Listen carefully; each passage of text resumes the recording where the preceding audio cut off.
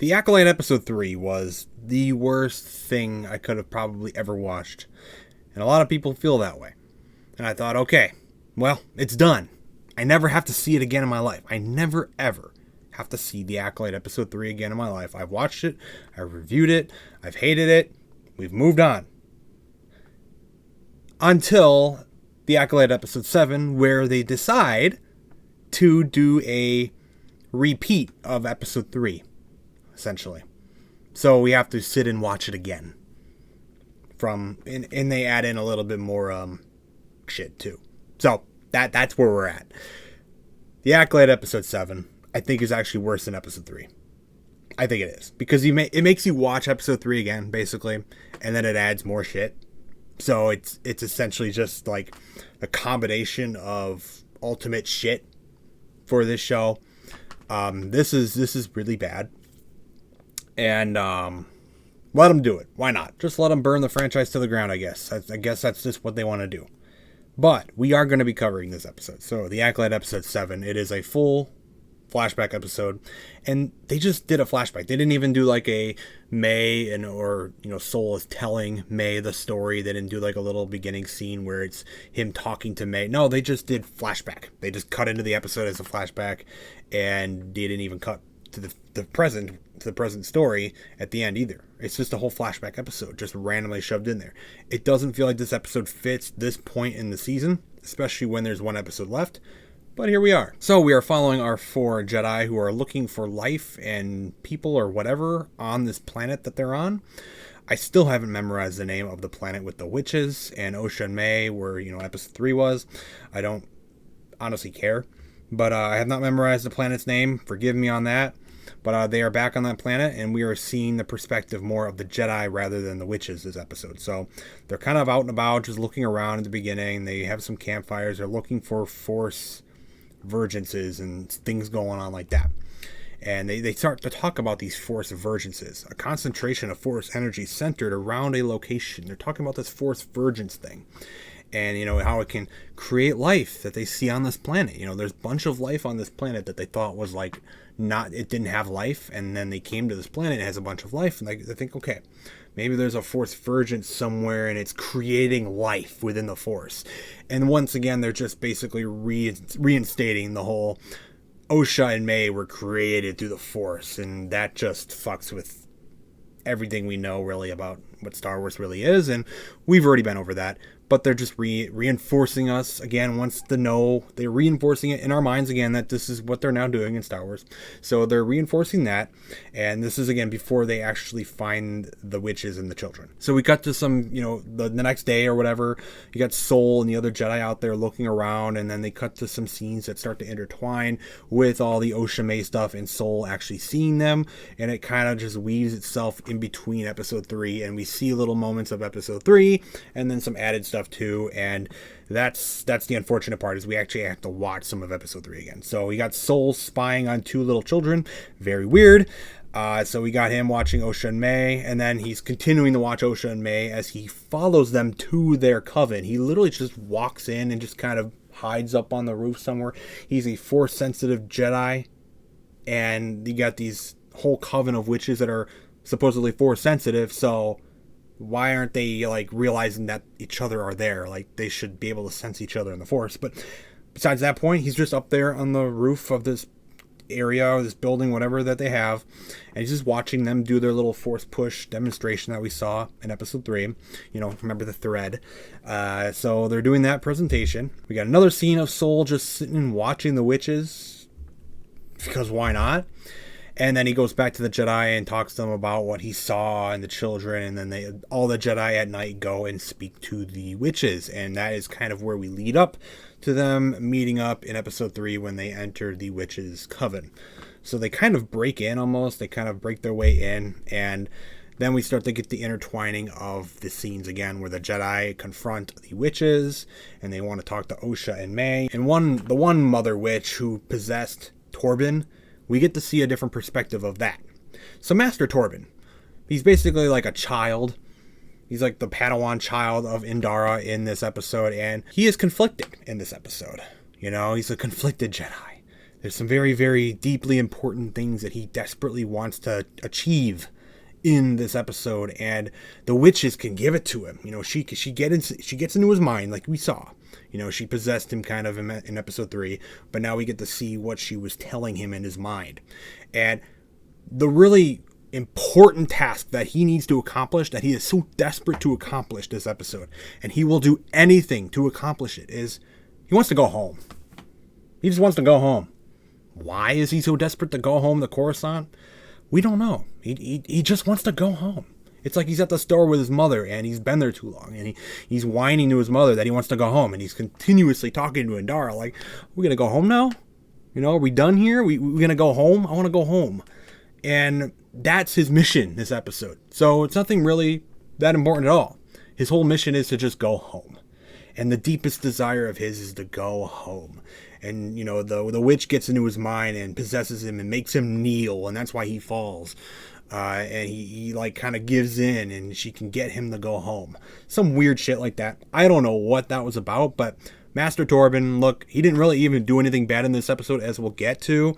He's just a loser, man. He's just a dumb kid. So he does tell her, I want to return to Coruscant, and that's his big wish. We get some different perspectives of him possessed by the witches. And then we get to see the Jedi go back to their ship, and they're talking about Osha and May. And Sol is really, really interested in bringing Osha back to the Jedi. And it's almost like he wants to kidnap her. He wants to bring her to the Jedi so badly. It's really weird. He's got this fascination with this child. It is really weird. It is really freaking weird, actually.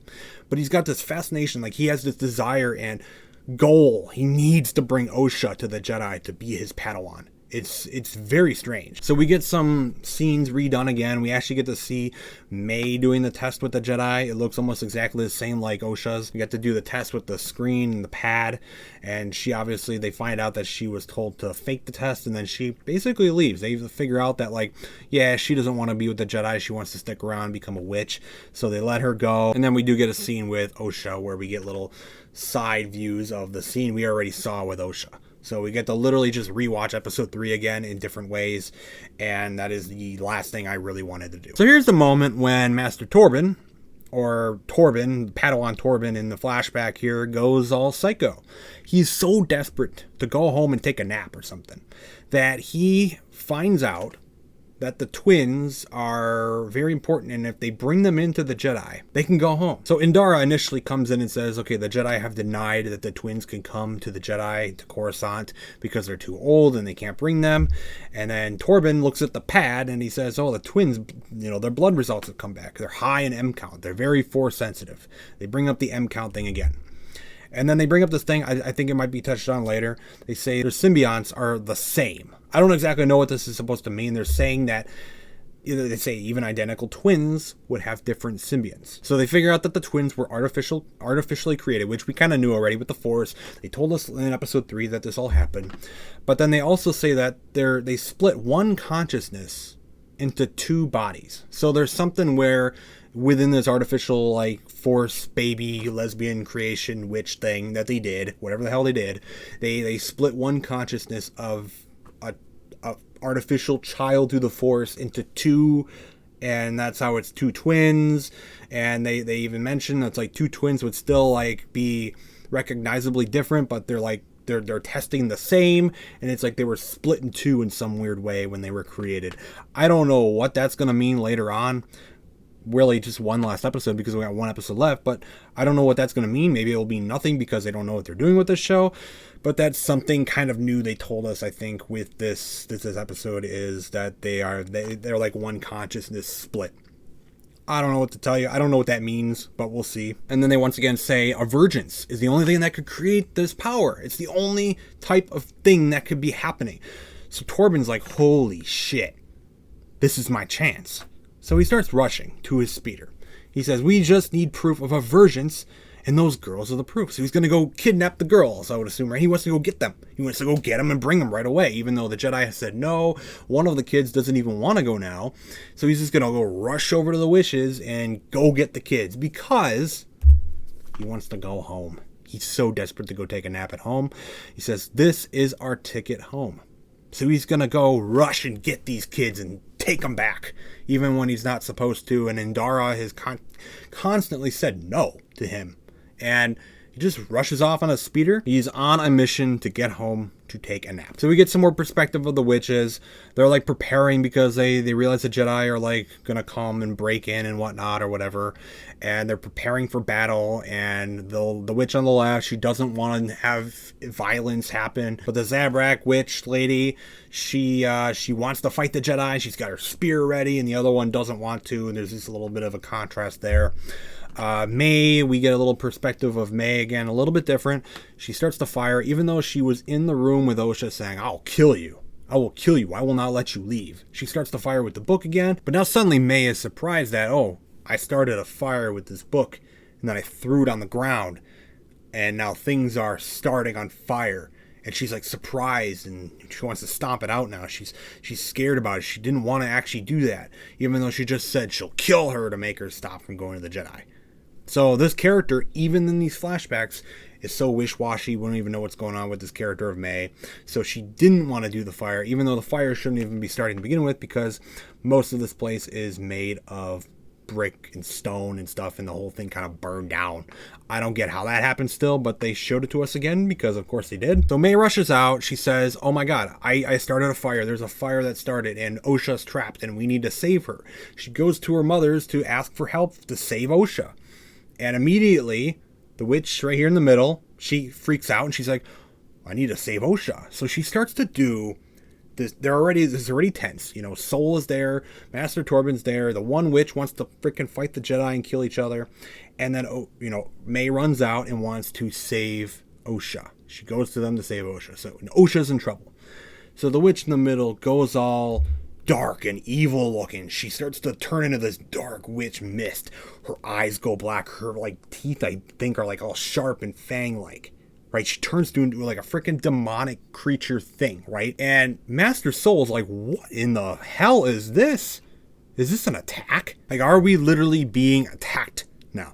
So, before she can totally unmaterialize into this witch smoke stuff, he takes his lightsaber and stabs it through her chest. And before, she couldn't totally disappear or whatever, her eyes are still all black, and he kills her. So the Jedi are the bad guys in this show, of course, because we know that Leslye Headland wants to make the Jedi the bad guys. And even though it's totally justified because she literally starts to turn into a freaking demonic creature and he doesn't know what's going on. So he kills her. He attacks her because it looks like she's attacking him. And the tensions were already high. But then she says, I was going to let Osha go. So she was going to go save Osha then. But how is he supposed to know that? When you see her literally turning into this freaking demon monster creature, her eyes turning black and everything. What is he supposed to think? So the Jedi are just now the bad guys who are just killing witches. So after the witch dies, all the witches go into the psycho mode, including the Zabrak witch or whatever. She goes into the freaky smoke mode and they all start to attack the Jedi and even possess one of the Jedi that is currently coming. So, Kalnaka is coming with Indara, and he drops in, and he is now possessed by, the one mother witch, the Zabrak witch, and then also all the other witches. They're sitting in a room. All their eyes are black, and they're just taking control of Kalnaka. So we do get to see the Wookiee Jedi action that we wanted to see, kind of, but it's in this episode, in the flashback, because, he died like nothing earlier in the season when Smilo Ren killed him in his chair. So we get to see a big fight with him and Master Soul and Torbin. He basically almost kills Torbin. Torbin somehow keeps Kalnaka's massive Wookiee grip and in the Force away from him enough to where the point where Indara can come in. She comes in, jumps on top of him, and then starts to get into his mind a little bit. So he's on the ground, freaking out. His eyes are all black. And she's trying to, stop the witches from taking control of him. Remember episode 3 when all the witches were just dead on the ground and we don't know what the hell happened? Okay, so we know what happened to one of them. They died by Master Soul. Master Soul killed them. The one mother witch. But that's it, right? What happened to the rest? They didn't kill everyone. All the other witches were fine. Well, when Master Indara severs the connection between Kalnaka and all the witches who are apparently all doing this because they all need to be involved in taking control of this one Jedi, she severs the connection. And when they're all sitting in the room, they all just die. I don't know how that works. Like, are you telling me the Jedi are going to be held responsible by May and all them because, the Jedi killed all the witches because she was saving her Jedi friend from all the witches taking control of Kalnaka? Why does severing the connection between Kalnaka and all these witches just instantly, like, it's an insta-kill of just all these witches? They just all die. I don't understand. How does that work? Wouldn't they all just wake up and be like, oh shit, we lost the connection? No, they all die. I don't understand it. It's not like she killed Kalnaka and then he died and then they all died. No, she just cut the connection off and then they all died. How does that work? I don't understand. It doesn't make sense, but a lot of this show doesn't. So when we get to the next part, this is kind of something we saw in episode 3, but we get to the scene where both the twins are on each side of the broken bridge and Master Soul is going to try and save both of them and then saves Osha. Well, we get the scene again. I don't exactly remember how the scene played out when they showed us the first time, but they're showing us again, and it's so funny to watch because you're watching Master Soul. He comes over here, he's trying to hold both the kids up, right? So he holds both sides of the broken bridge up with the Force. He's struggling with it. It's a terrible, awful thing, though. He can hardly do it, right? So instead of using the Force to lift both the children up in the Force and move them to the side somewhere so they're both fine, he tries to lift the bridge up, the heavy bridge that's freaking collapsing in. He tries to lift the two sides of the bridge up instead of just lifting the kids up with the Force and putting them to the side.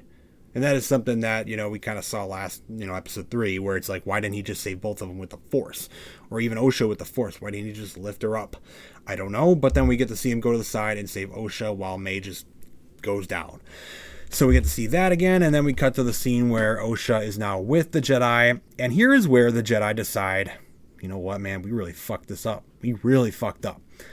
The Jedi, again, are just the bad guys now in this show because Disney Star Wars doesn't like the Jedi and they need to be the bad guys even when they were very much justified to attack these witches after what they were doing, even though Torbin threw a fit about wanting to go home and ran after the witches, whatever. So the Jedi are just the bad guys, and now they're going to cover up what they did.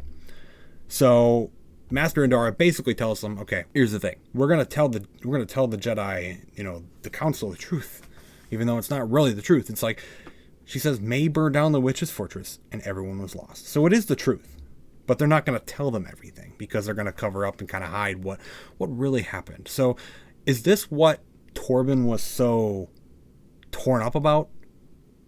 Like, is this really why he decided to just kill himself? Because he wanted to go home really badly one day, so he went over and fought the witches a little bit, even though he didn't really do anything. Like, I would understand even if it was like he was the one who killed the witch initially and then started the whole conflict, like finally started it up, but he didn't even do that. He was just there with Soul, and then he fought Kalnaka a bit and everything. He was just kind of there, Why is he killing himself for this? Like, it's not like, I guess hiding it from the Jedi Council was just too crazy of a thing for him to take, the handle anymore, and he just killed himself. So yeah, it's very, very strange to me. The last bit of the scene is Master Soul with Osha waking up, and it's him telling May about starting the fire and how May started the fire, the place burned down, and everyone died, and everyone was lost. And that's how they told it to Osha, and that's kind of how the episode ends. So we basically had to sit and rewatch episode 3, get annoyed even more by more ridiculous story choices in general, and now we only have one episode left. We've introduced new things about May and Osha, and this was such a bad episode, man. And I think it's the worst because it's retelling episode 3 and then telling us more that we We didn't need to know it, man. We did not need to see this. This is why May hates the Jedi, because she, for some reason, thinks that they killed all the witches. I mean, I guess they did kill all the witches, and that they're like the most evil things ever, and they did it on purpose, and they wanted to, and that's why she hates the Jedi. And they did kill the witches, but the witches kind of deserved it. It was justified, man. The one witch went all psycho devilish, and the other ones took over their Jedi friend. They literally possessed him. So yeah, it was pretty justified. Now, why they died, because he cut off the connection, this episode is bad. I am looking forward to never watching it again in my life, even though I said that about episode 3, and I had to sit and watch this one. So just when you think, okay, this miserable episode is over, right? We had to sit through the worst episode ever again, and then more. But then the episode ends, and they cut to the credits, and I don't give a shit about the credits normally, right? We get to see all the people who were involved in making this disaster. But I mean, at the bottom, you can see here, it says it's playing some music. It says The Power of Two. I don't know if this is a song that exists out there or if it was made for the show. I have no idea. I don't really care. They start to play this like modern poppy song, right, at the end of the episode. And it's like, when did we leave the Star Wars galaxy here? Like, we're going to end this episode, right? You want it to feel all crazy and dramatic, like, holy shit, this is stuff we didn't know before. This is crazy stuff. Oh my God. And then it ends, and then we get this pop song. This, like, modern day pop song that literally does not fit into Star Wars and the galaxy whatsoever. Like, if you need any more of a sign right at the end of the episode there to tell you, yeah, you remember George Lucas's Star Wars? This is not it. We have no intention to tell you any stories that feel like it. And yeah, this is where we're at now. This is where Star Wars is now. They want to do this. They are actively doing this with Star Wars. And it's just unfortunate to see.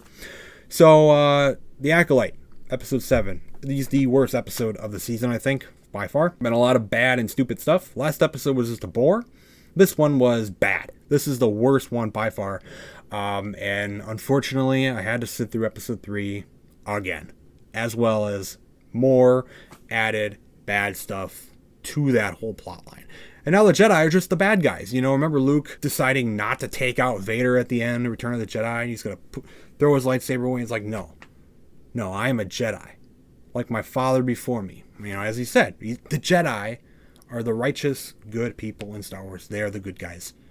And the dark side, the Sith, are the bad guys. We don't do that anymore. Now the Jedi are just assholes who kidnap children and kill a bunch of innocent witches, and it's all just justified. You know, the Jedi are just evil now.